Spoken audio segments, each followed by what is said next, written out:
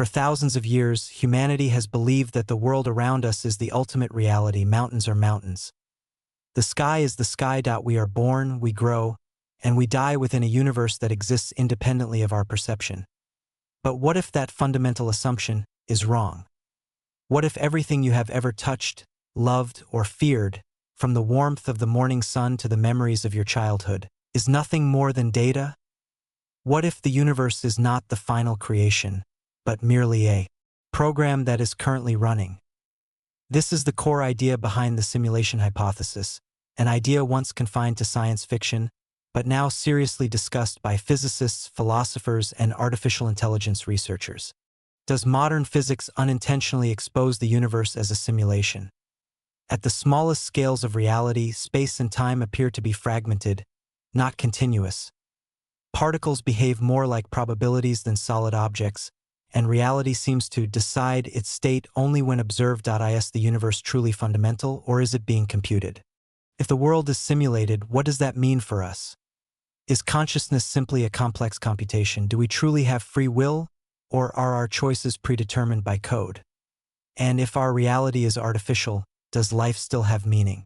If humanity were to discover that it is living inside a simulation, what would happen next? Would religions collapse or evolve?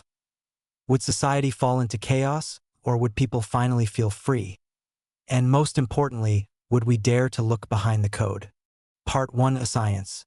Cracks in reality. From video games to the universe. Let us go back about 50 years. The earliest video games were nothing more than a few glowing dots moving across a black and white screen. At the time, no one imagined that just a few decades later, humanity would be able to create vast three-dimensional worlds, characters that behave like real humans, environments governed by physics, weather, and rules. If technological progress continues to grow exponentially, then in 1,000 years, or perhaps even in just 500, a civilization could create simulations indistinguishable from reality itself. And from this point, a dangerous question emerges.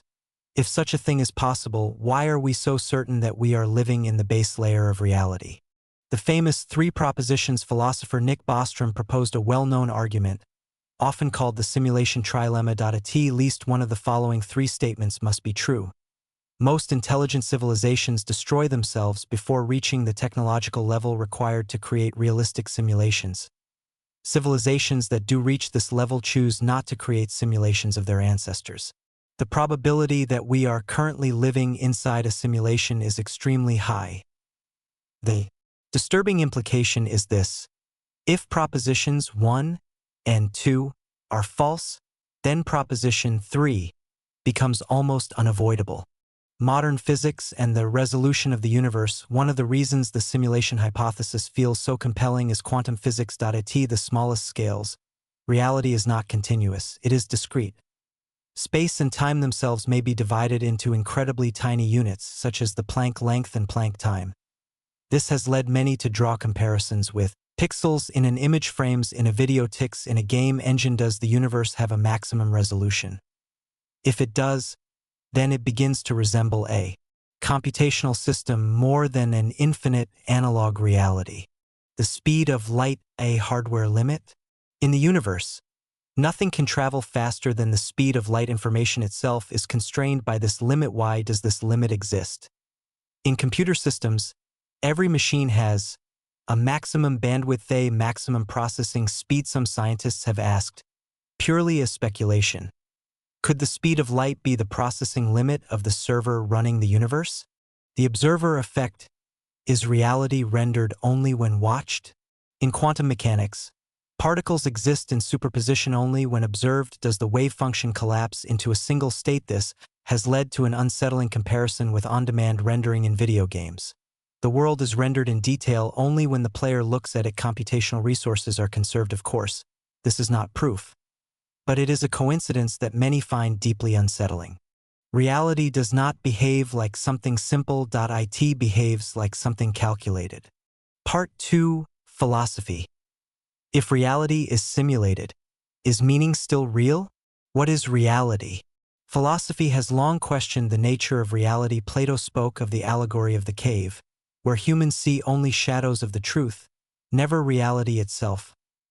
René Descartes doubted everything.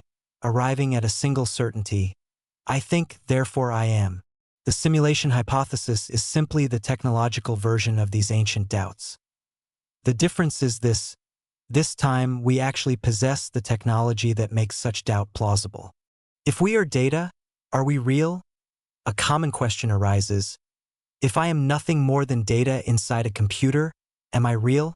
The philosophical answer is yes. Your suffering is real. Your joy is real. Your consciousness is a subjective experience that cannot be denied. A simulated reality does not mean a meaningless reality. A character inside a novel does not know they are fictional. Yet within their world, their emotions are everything. Free will inside a program. If everything is programmed, do we truly have free will? There are two possibilities. A deterministic universe, where every action is pre-written and open simulation, containing randomness, learning systems, and evolution. Even in modern video games, non-player characters behave unpredictably. Artificial intelligence learns from its environment. Free will may still exist at the system level, even if the underlying framework is constrained.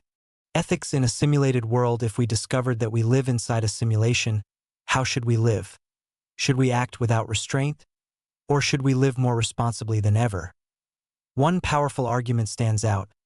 If this world is a simulation, then moral actions matter even more, because suffering is still real to conscious beings.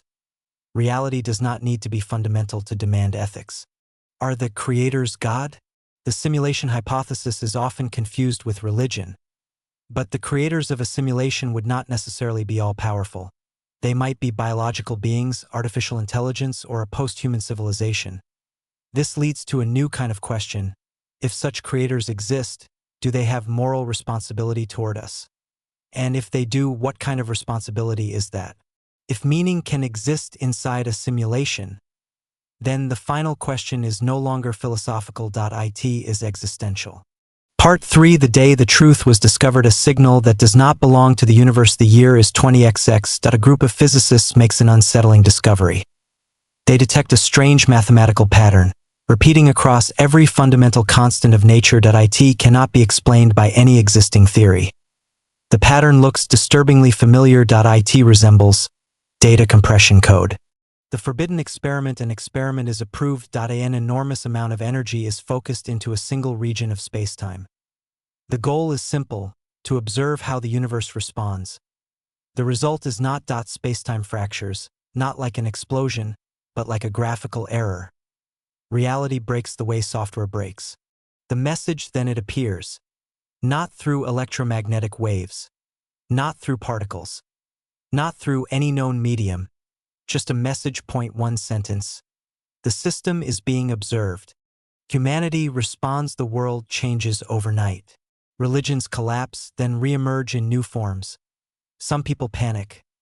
Others feel liberated for the first time. If life is a simulation, then what is death? Is it a logout, or simply a deletion of data? The final choice. Humanity stands at a crossroads. Two paths remain: attempt to contact the creators or accept reality and live with as much meaning as possible. And one final question echoes through the system. If you knew this world was not real, would you live differently? Perhaps the truth was never meant to free us. Perhaps it was meant to test us. The simulation hypothesis has not been proven, and it may never be. But its greatest value does not lie in the answer. It lies in the questions it forces us to ask. What is reality? What is consciousness? Where does meaning come from? Whether this universe is a creation, a coincidence, or a simulation, your experience right now is everything you truly have. And perhaps the most important question is not, is the world real? But rather, how will you choose to live in it?